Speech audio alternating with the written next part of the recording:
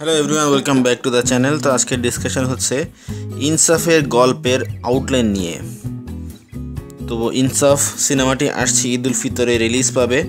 এই সিনেমাটি পরিচালনা করেছেন সঞ্জয় সামাদ্দার। এখানে অভিনয় করেছেন মোশাররফ করিম, শরীফুল রাজ, তাসনিয়া ফারিন সহ আরও অনেকেই। তো এটার গল্প কেমন হতে যাচ্ছে, আমরা ডিরেক্টরের বয়ান থেকে যেরকমটা শুনলাম, এটা একটা মাল্টি লেয়ারের গল্প হতে যাচ্ছে, যেখানে আমরা পাপের ডাক্তার হিসাবে যাকে দেখছি মোশাররফ করিম, তার পয়েন্ট অফ ভিউ থেকে একটা মেডিকেল এঙ্গেজমেন্ট থাকবে, যেহেতু তিনি এখানে ডাক্তার ক্যারেক্টারে সম্ভবত অভিনয় করতে যাচ্ছেন। সো এই মেডিকেল থ্রিলার অ্যাঙ্গেলটা আমরা এখানে তার চরিত্রের মাধ্যমে পাবো। কিছুটা সোশ্যাল অ্যাঙ্গেলও থাকবে, ইমোশনাল অ্যাঙ্গেলও থাকবে, মানবিক সম্পর্কের গল্প আমরা এখানে দেখতে পাবো। আর এই যে বিষয়গুলো, এই সবগুলোকে এক সূত্রে গেঁথে পরিচালক আমাদের সামনে রিপ্রেজেন্ট করবেন। শরীফুল রাজ এখানে একটি গুরুত্বপূর্ণ চরিত্রে অভিনয় করবেন। তিনি আসলে এখানে হিরো। তো তার যে চরিত্রটি, সেই চরিত্রের কয়েকটি লেয়ারের রিপ্রেজেন্টেশন আছে। তার বয়স এবং তার ক্যারেক্টারের যে অ্যাগ্রেশন, সেগুলো এখানে রিফ্লেকশন করবে। আর আমরা জানি যে শরীফুল রাজের অ্যাক্টিং স্কিল অনেক ভালো এবং তিনি এখানে দুর্দান্ত পারফর্ম করেছেন। এই গল্পের রিপ্রেজেন্টেশনে শরীফুল রাজ হচ্ছে one of the perfect cast as per director. তিনি এটাও বলেছেন যে এটা একটা অ্যাম্বিশাস প্রজেক্ট এবং এখানে বড় পরিসরে তারা একটা প্ল্যান করেছেন। সো এই পয়েন্ট থেকে আমার মনে হয় যে তারা হয়তো এই সিনেমার সিকুয়েল নিয়ে আসার প্ল্যান করেছেন, যেমনটা তুফান সিনেমাতে আমরা দেখতে পেয়েছিলাম। যেহেতু এখানে মাল্টি কাস্টিং আছে, মাল্টি স্টার কাস্টিং আছে, মোশাররফ করিম এবং শরীফুল রাজের মতো স্টার এখানে আছেন, তো তাদের একটা বিগার ধামাকা হয়তো সামনে আমরা দেখতে পাবো। হয়তো এই সিনেমা দেখলে আমরা বুঝতে পারবো যে তার একটা সিকুয়েলও তারা করতে যাচ্ছেন। আর মোশাররফ করিমকে এখানে একদমই ডিফারেন্ট ওয়েতে রিপ্রেজেন্ট করা হচ্ছে। আমরা যেমনটা পোস্টারে দেখেছিলাম, দাড়ি ভর্তি মুখের একটা লুক আমরা এখানে দেখতে পেয়েছি।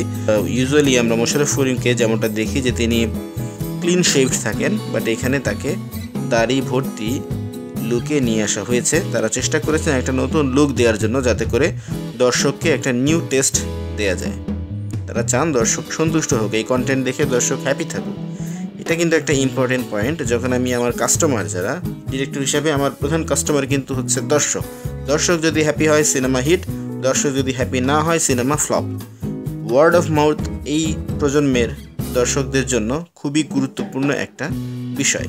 স্পেশালি যখন সিনেমা রিলিজ পাওয়ার সাথে সাথেই যারা ইউটিউবার আছেন, রিভিউয়ার আছেন, তারা কিন্তু আপনার সিনেমার রিভিউ দিবে এবং সেখানে যদি পজিটিভ কথা দর্শকরা শুনতে না পান, সেই ক্ষেত্রে কিন্তু এই সিনেমাগুলো আর ওয়ার্ক করে না। সো সেই ক্ষেত্রে আমার মনে হয় সঞ্জয় সামাদ্দার ওই বিষয়গুলো খেয়াল রেখেছেন এবং তিনি সেটা ফোকাসে রেখে তার কন্টেন্টটাকে তৈরি করেছেন।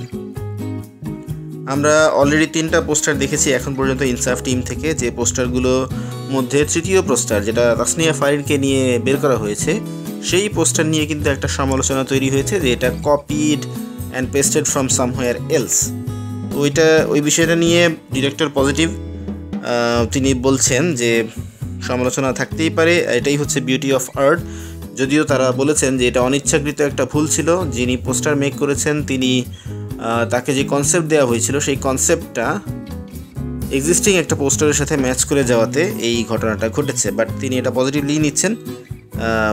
এই ধরনের ঘটনা আর ফিউচারে ঘটবে না, এমনটা তিনি বলেছেন আর কি। তো মোটামুটি এই ছিল আজকের ডিসকাশন। আপনাদের ভিডিও কেমন লাগলো অবশ্যই কমেন্ট করে জানাবেন। ইনসাফ সিনেমার গল্প নিয়ে আপনাদের যদি কোনো কথা থাকে, সেটাও শেয়ার করবেন কমেন্ট বক্সে। আর ভিডিও যদি ভালো লাগে লাইক করবেন, শেয়ার করবেন। আর আমাদের চ্যানেলে নতুন হয়ে থাকলে অবশ্যই সাবস্ক্রাইব করবেন। কথা হবে পরবর্তীতে অন্য কোনো ভিডিওতে। সে পর্যন্ত ভালো থাকুন।